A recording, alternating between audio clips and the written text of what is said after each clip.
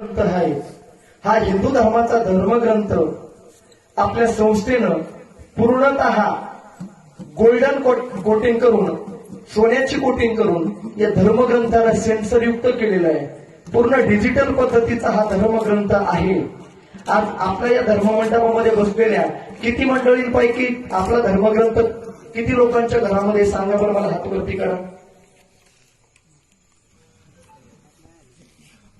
किती मोठी शोकांतिका आहे महाराज, आमच्या संप्रदायातली मंडळी 4-5 मंडळी सोडलं तर कुणाच्या घरामध्ये हिंदू धर्माचा धर्मग्रंथ गीता नाहीये।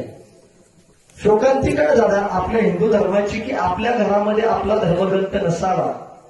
आज सगळ्यात महत्वाची बाब आहे, या मुलांना जर हा धर्मग्रंथ जर सांगितला नाही, त्यांना जर माहिती झाला नाही तर पुढे यांना कोण सांगणार आहे आपला धर्मग्रंथ श्रीमद भगवद्गीता आहे। अरे हा धर्मग्रंथ नाहीये नुसता, या विश्वाचं सार या धर्मग्रंथामध्ये लपलेला आहे। अरे हा धर्मग्रंथ नाहीये नुसता, या विश्वामध्ये घडलेल्या प्रत्येक घटना या धर्मग्रंथामध्ये घडलेल्या आहेत। तुम्ही विश्वातली कोणतीही घटना आणा आणि ती जर आमच्या ज्ञानेश्वरीच्या श्लोकाच्या बाहेर ओवीच्या बाहेर निघली आणि जर श्रीमद भगवद्गीतेच्या बाहेरचं जर श्लोकाच्या बाहेरचं जर एखादी घटना निघली, आम्ही आमची कीर्तनाने आमचा संप्रदायाचा प्रचार करायचा बंद करू।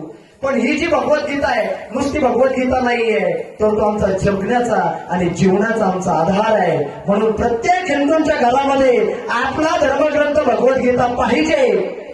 ख्रिश्चनाच्या घरामध्ये बायबल प्रत्येकाचे आहे।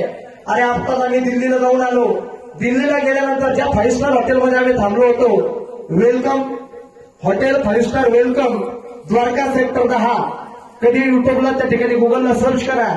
प्रत्येक हॉटेलच्या प्रत्येक रूम मध्ये ड्रायव्हर मध्ये बायबल होतं, बायबल।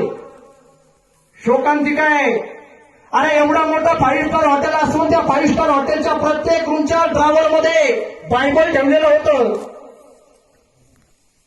मग कुठं चाललाय आपला धर्म आणि कुठं झाली आपली धर्म संस्कृती? आज का आम्हाला इथपर्यंत कीर्तनामध्ये श्रीमद भगवद्गीतेचा प्रचार करावा लागतोय?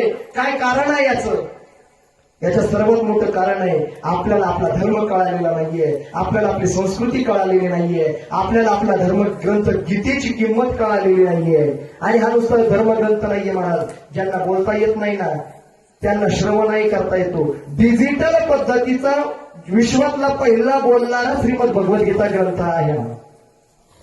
या श्रीमद भगवद्गीता ग्रंथ